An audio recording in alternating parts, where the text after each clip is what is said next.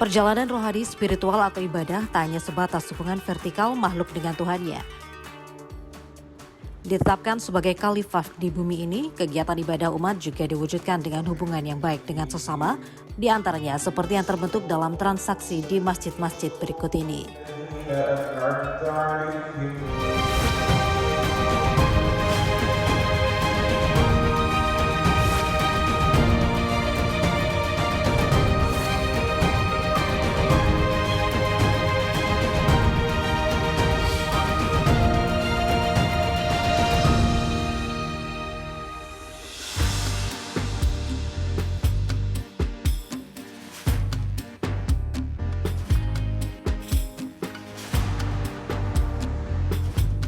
Masjid identik dengan arsitektur negara-negara Timur Tengah.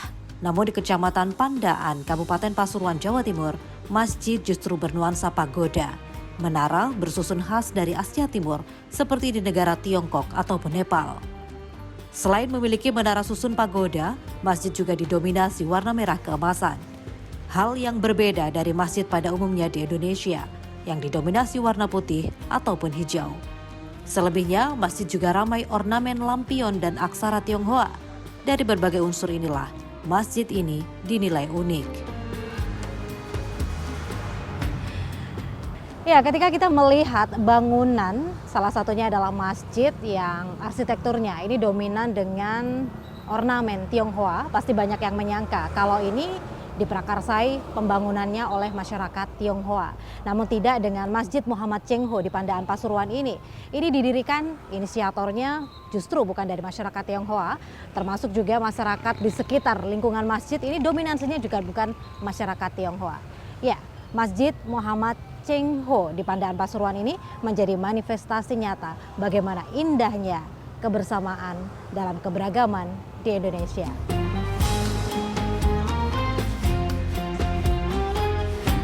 Ya, Masjid Muhammad Cheng Ho atau biasa disebut Masjid Cheng Ho Pandaan Pasuruan ini didirikan sejak tahun 2004 dengan inisiator desain sekaligus peletak batu pertamanya adalah Presiden keempat Abdurrahman Wahid atau Gus Dur.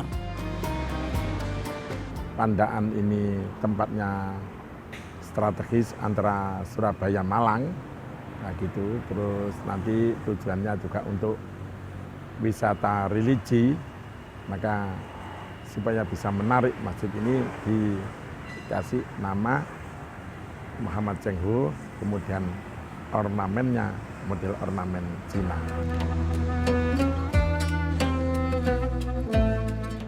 Takmir masjid pun juga mempersilahkan masjid digunakan sebagai tempat peristirahatan. Masjid ini pun buka 24 jam setiap harinya, termasuk di hari libur nasional maupun hari besar keagamaan. Seperti keluarga Fitri dan Dian, keluarga kecil asal Malang yang akan melakukan perjalanan mudik ke orang tuanya di Jombang. Di siang hari yang terik, masjid menjadi tempat yang nyaman untuk beristirahat bersama putra-putrinya yang masih balita.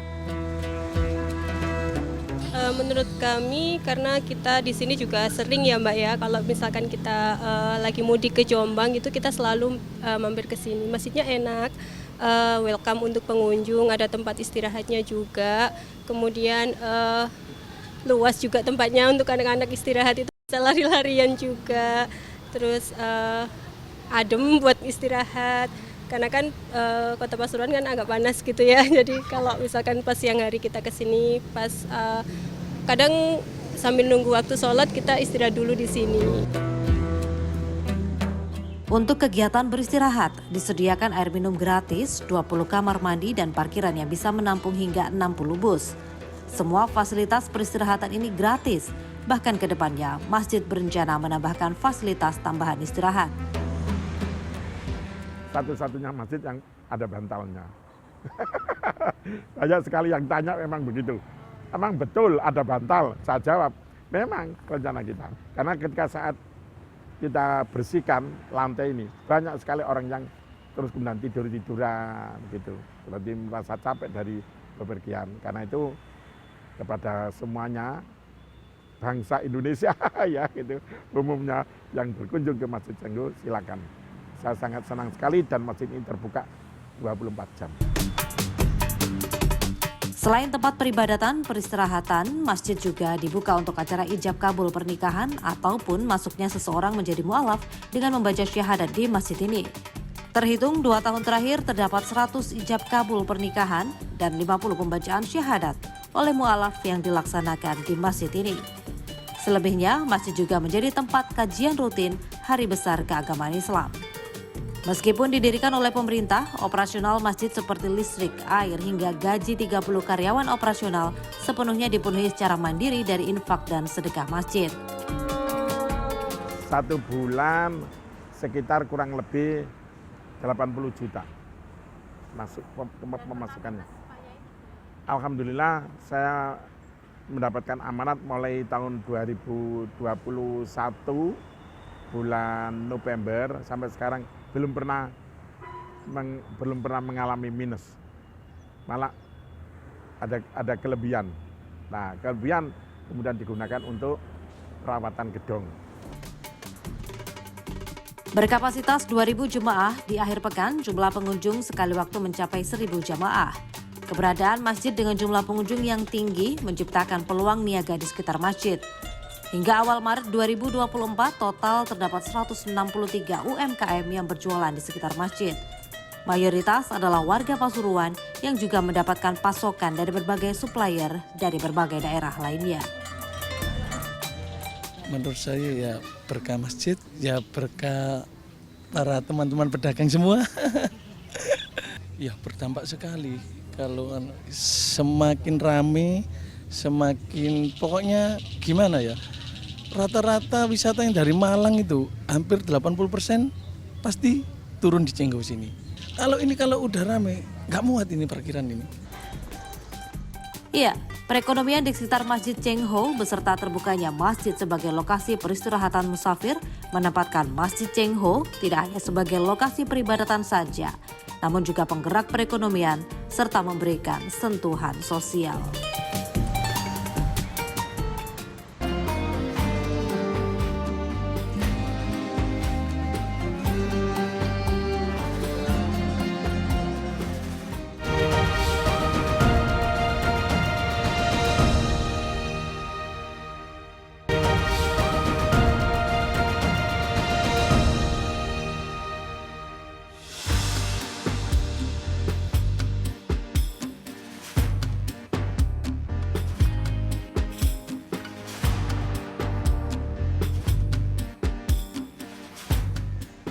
Katanya tetangga-tetangga sini dulu yang bikin ini katanya jin, tapi ya ditelusuri itu Pak, katanya orang sini ya dari orang gitu Pak, orang-orang kampung sini katanya. Kalau untuk saya pribadi sih Kak ya, penasarannya tuh karena katanya kebetulan masjid ini dibuatnya itu dalam waktu 1 hari, itu yang bikin kita penasaran, makanya kita datang ke sini. Ya, di sini kan katanya masjid 1000 pintu, Pak. Ya saya sebagai orang awam kan pengen tahu lah istilahnya gimana keadaannya sini. Baru 2 kali saya ke sini. Di Kecamatan Turen, Kabupaten Malang, Jawa Timur, ada kawasan wisata religi yang kerap viral dan terus dikunjungi masyarakat dari berbagai daerah. Sempat viral karena keestetikan dan keinstagramableannya. Yang jelas kawasan ini memiliki banyak julukan saat viral. Mulai dari Masjid Tiban atau dinyatakan masjid yang datang tiba-tiba. Bahkan dibangun oleh jin ini katanya selama 1 malam saja. Ada yang bilang seperti itu. Ada juga yang menyatakan masjid 1000 pintu. Namun yang jelas nyatanya kawasan ini sebenarnya adalah pondok pesantren yang dibangun oleh manusia selama puluhan tahun. Kerap disebut dengan sebutan Masjid Tiban atau masjid yang datang tiba-tiba, kawasan ini sebenarnya adalah pesantren bernama Salafiyah Biharu Bahri Asali Falaili Rahmah. Arti sederhananya adalah lautannya rahmah. Setiap pengunjungnya diharapkan mendapatkan berkah dari Allah Subhanahu wa Ta'ala. Penyebutan Masjid Tiban tidak diketahui pengelola sejak kapan awalnya, namun disinyalir karena lokasinya yang berada di gang masuk jauh dari jalan utama dan tiba-tiba muncul bangunan megah. Karena kita itu kan orang Indonesia ya, terutama orang Jawa, dengan klenik itu percaya bener. Ya akhirnya kan seperti Borobudur dikatakan dibangun jin, padahal itu karya bangsa kita, karya leluhur kita. Sama dengan pondok ini, kalau ditanya siapa yang pertama kali menyebut itu, kami warga pondok tidak tahu. Pokoknya ada sebutan begitu, ada yang mengatakan Tiban, ada yang mengatakan dibangun jin, dibangun semalam. Saya kan termasuk saksi ya, termasuk pelaku di sini, bahwa bangunnya itu udah lama. Kalau dibangunnya pondok ini mulai 78 udah ada rintisan bangunan pondok, memang bentuknya belum permanen. Justru mulai bangunan permanen itu 98, pas Indonesia mengalami krisis ekonomi itu, saya termasuk yang dipanggil oleh Yai saat itu untuk diminta membangun ini. Dan itu mulai bangunan yang permanen. Hingga awal tahun 2024 atau berkisar 26 tahun, sebenarnya kawasan ini belum selesai pembangunannya. Namun dari berbagai bagian yang sudah dipenuhi ornamen sudah bisa menunjukkan berbagai keunikan bangunan yang khas. Ornamen-ornamen ini dibuat sendiri oleh para santri. Ada workshop percetakan yang setiap hari memproduksi berbagai bentuk ornamen, mulai dari kaligrafi atau relief estetik berbagai bentuk. Hingga awal Maret 2024, total ada 682 ornamen yang masing-masing memiliki nomor, cetakan atau pola serta penempatan ruangan tersendiri. Pembangunan masjid secara permanen dimulai sejak tahun 1998. Hingga saat ini, produksi permanen hanya bisa untuk produksi pondok pesantren. Dengan adanya penambahan ornamen di setiap unsur bangunannya, menjadikan kawasan ini memiliki kekhasan yang memancing siapa saja untuk datang. Ada dugaan sih dari kami, mungkin itu orang-orang yang mengadakan perjalanan wisata atau apa, biar ya menarik. Tapi saya kan tidak bisa mengatakan begitu, ngeklaim begitu tidak bisa. Cuma ada dugaan apa orang-orang gitu. Yang jelas memang masyarakat kita itu kalau hal-hal yang mungkin rasionalnya tidak bisa terima, dipungkas saja, ini dibangun jin. Tapi tidak ada, semuanya kita santri yang mengerjakan. Pihak pondok pesantren sendiri tidak keberatan dengan banyaknya pengunjung setiap harinya. Bila sedang ramai, dalam sehari bisa mencapai hingga 25.000 pengunjung di kawasan seluas 6 hektar ini. Bangunannya terdiri dari 10 lantai. Masing-masing lantai memiliki kekhasan atau fungsi tersendiri. Di antaranya adanya taman-taman ikonis stalaktit stalagmit buatan yang dibuat kawasan zikir serta sholawat. Kegiatan zikir juga disandingkan dengan ikan-ikan yang ditempatkan dalam akuarium dalam kawasan lantai 4. Selain memberikan keunikan tersendiri, ikan dan air memiliki filosofi terkait zikir. Dalam kawasan ini diajarkan bahwa zikir dan umat layaknya ikan yang membutuhkan air. Tanpa air, ikan akan mati, dan dengan berzikir, umat akan terus menghidupkan hatinya. Petuah dan ajaran Islam akan dengan mudahnya kita temukan di berbagai lantainya, seperti di lantai 7 misalnya. Kita akan mendapatkan petuah ajaran Islam, di antaranya bahwa lamanya waktu, kesusahan, dan kebahagiaan di berbagai fase kehidupan dari berbagai alam. Mulai dari kehidupan di alam kandungan, alam dunia, kehidupan alam kubur, hingga yang tinggi di alam akhirat. Di sisi yang lain juga disediakan tempat usaha untuk para santri. Unit usahanya mulai dari aneka aksesoris, fashion, tanaman hias, hingga aneka jajanan. Hasil dari usaha bersama inilah yang digunakan untuk operasional ponpes maupun pembangunan ponpes. Tak hanya untuk listrik dan air, tapi juga untuk konsumsi santri, kegiatan santri, serta buka bersama masyarakat. Selebihnya untuk membantu perekonomian santri beserta keluarganya. Ya, alhamdulillah sih bisa membantu perekonomian santri-santri, warga sekitar, gitu. Termasuk ya yang bantu-bantu sinilah. Iya, ya bisa sekolah, bisa buat sekolah, membiayai sekolah, sama kayak kerja kayak gini, bungkus-bungkus gini loh, bungkus-bungkus, beli kula barang-barang nanti dibungkus sendiri. Ada yang buat dari awal juga ada. Ya, lantai tertinggi adalah di tempat saya berada saat ini, yakni di lantai 10. Di sini dimanifestasikan dengan miniatur dari alam, khususnya adalah pegunungan. Di sini kita bisa menjadikan lokasi ini sebagai media introspeksi, refleksi, dan juga perenungan atas keagungan ciptaan Allah Subhanahu wa Ta'ala. Termasuk juga sambil menikmati kubah-kubah dengan ornamen-ornamen indah. Sembari juga melihat langsung ciptaan Allah Subhanahu wa Ta'ala, keagungan dari deretan gunung yang mengelilingi Kabupaten Malang. Seperti terlihat jelas di belakang saya ada deretan gunung Arjuno, kemudian Semeru. Meskipun saat ini tertutup awan, namun kita masih tetap bisa menikmati keindahannya. Subhanallah. Dengan banyaknya bangunan, kawasan ini pun menjadi pesantren dengan santri dewasa atau keluarga. Hingga awal tahun 2024, total ada sekitar 60 kepala keluarga yang tinggal di kawasan ini.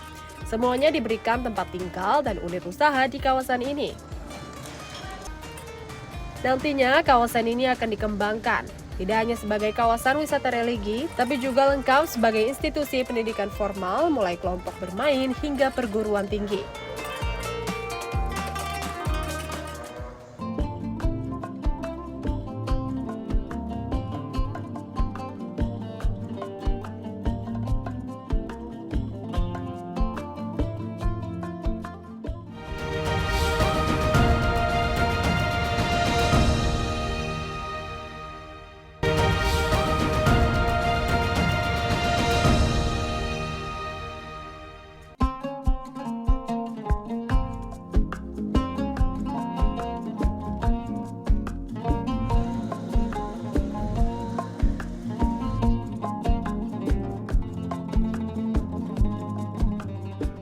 Masjid atau wisata religi biasanya identik dengan kawasan peninggalan bersejarah, misalnya adalah kawasan peninggalan dari penyebaran agama Islam.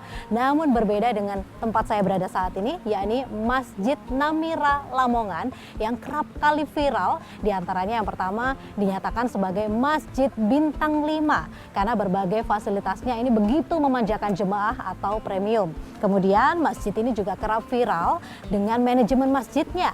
Di antaranya yang mengupayakan kas saldonya ini adalah kalau bisa adalah 0 rupiah karena berupaya mengoptimalkan setiap kas atau amanah dari jemaah ini untuk segera didistribusikan dan dimanfaatkan seoptimal mungkin.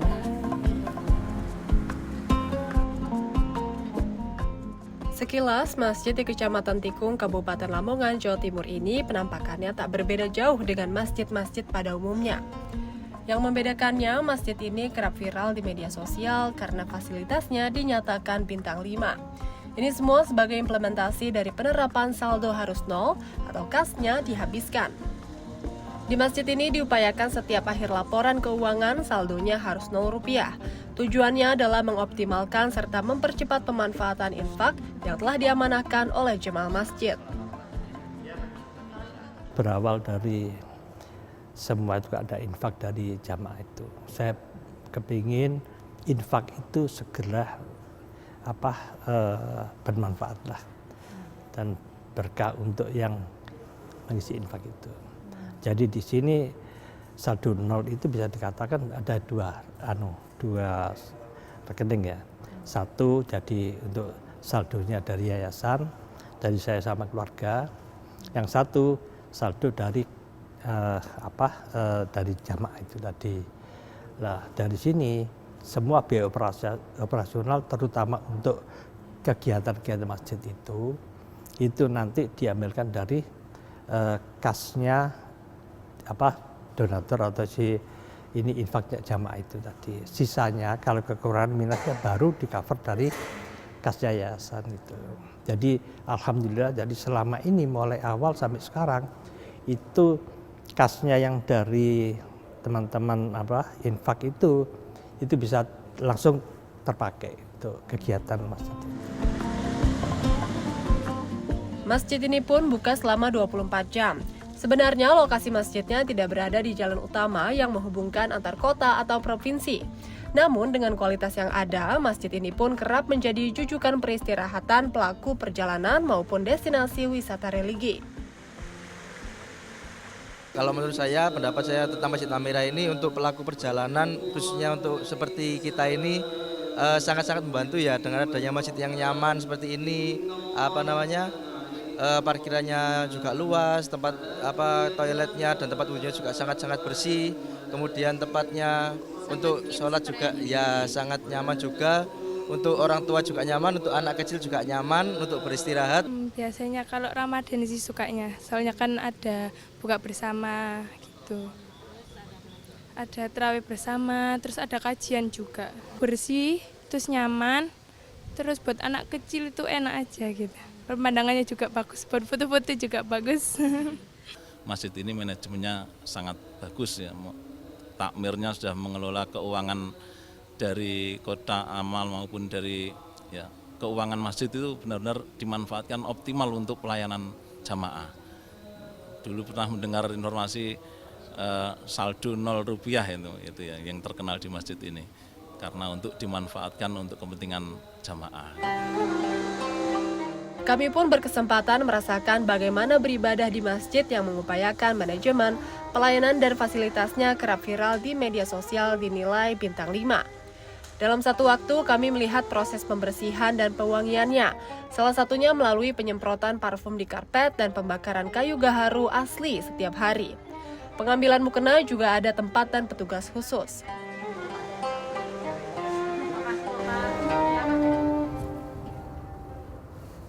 Ya, mukena yang dipinjamkan di Masjid Namira ini benar-benar bersih dan juga wangi. Karena memang terdapat manajemen mukena di mana disediakan petugas. Jadi mukena tidak hanya sebatas digantung saja, namun terdapat petugas yang menjaga kebersihan dan juga wangi dari setiap mukena. Kemudian ketika saya sholat atau beribadah di sini, saya merasakan kenyamanan dan juga kekusukan yang lebih. Kenyamanan dan juga kekusukan yang lebih ini sama seperti jemaah lainnya yang menyatakan sulit diungkapkan dengan kata-kata.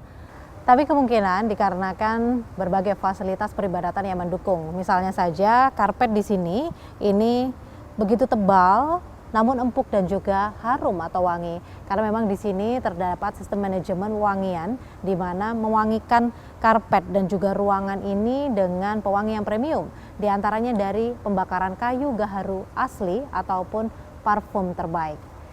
Selain itu juga terdapat potongan kiswah Ka'bah di sini. Jadi berasanya ketika kita sholat atau beribadah di sini, kita langsung sholat atau beribadah di depan Ka'bah.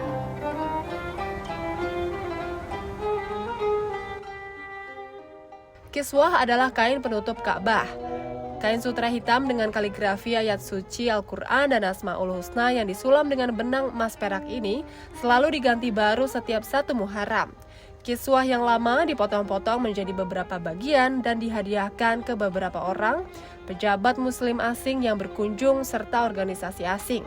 Salah satunya sampai di Masjid Namira, Lamongan ini. Masya Allah, jadi itu kan semua kan ya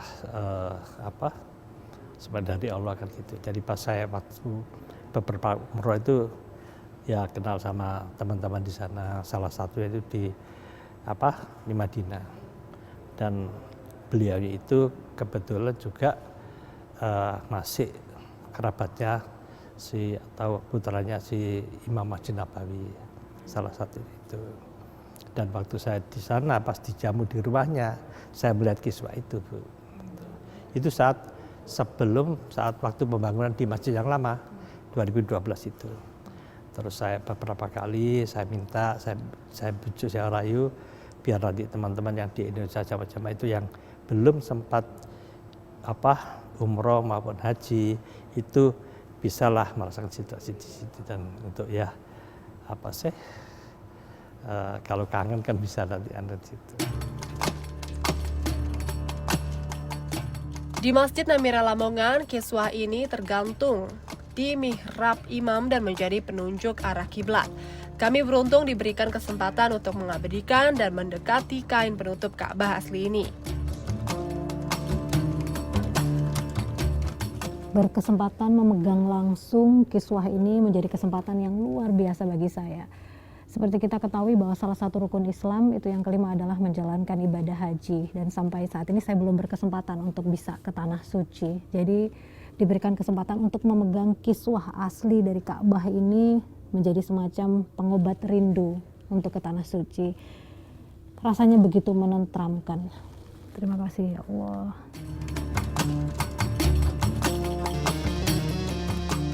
Dulunya, kiswah ini dibuka untuk umum, namun untuk keamanan, kenyamanan, dan menghindari kesyirikan, kiswah hanya dibuka untuk keperluan khusus untuk dokumentasi atau tamu tertentu.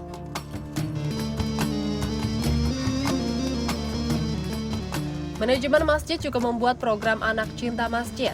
Anak-anak yang melaksanakan sholat fardu berjamaah di masjid bisa melakukan absen sidik jari atau fingerprint. Dari fingerprint inilah masing-masing anak mendapatkan poin. Setiap kali sholat fardu berjamaah di masjid mendapatkan 1 poin, kecuali sholat subuh mendapatkan 2 poin. Dalam fingerprint itu kan terdapat print out. Nah, dari print out itu siapa yang dapat poin 90 ke atas, maka di sana ada reward atau hadiah Rp200.000, 90 ke 60 Rp100.000, 60 ke 30 Rp50.000. Tidak hanya itu saja sebenarnya. Yang perlu dipahami, hakikatnya adalah beliaunya, Bapak Helmi Raya itu menginginkan anak cinta masjid, sampai itu menyelamatkan generasi muda supaya cinta akan masjid. Oleh sebab itu diberikan fasilitas, misalnya saja ada wifi dan sebagainya. Itu dalam rangka untuk mewujudkan anak cinta masjid. Dalam penerapannya, tak kurang dari 300 anak mengikuti program ini atau menjadi jemaah anak masjid. Anak-anak ini pun aktif tidak hanya untuk sholat fardu berjamaah, namun juga mengaji dan belajar menjadi hafiz Al-Quran. Nama saya Siva. Saya ngaji di sini sudah sampai juz 30. Kelas berapa? Kelas 2 SD. Senang. Karena suka aja. Saya senang sholat di sini karena dapat poin dan dapat hadiah. Saya senang sholat di sini karena enak aja gitu. Rupanya membuat menjadi sebab. Perwujudan Kasnol juga diwujudkan dengan berbagai program lainnya, mulai dari kajian rutin, Jumat berkah, buka bersama, hingga sahur bersama. Total dana operasional di Masjid Namira setiap bulannya mencapai 400 juta rupiah. Keseluruhannya didapatkan dari infak jemaah maupun dari Yayasan Masjid Namira. Biaya operasional tertinggi untuk listrik, air, hingga gaji karyawan masjid. Dengan penerapan manajemen masjid yang diupayakan bintang 5 dan kas 0 rupiah ini, Masjid Namira kini mencapai kapasitas maksimumnya 2.500 orang dalam satu kali waktu sholat berjamaah. Padahal awalnya pada 2012, masjid ini dibangun berkapasitas 600 orang, hingga dikembangkan menjadi masjid yang lebih luas saat ini dan menjadi salah satu kawasan wisata religi berbasis manajemen masjid.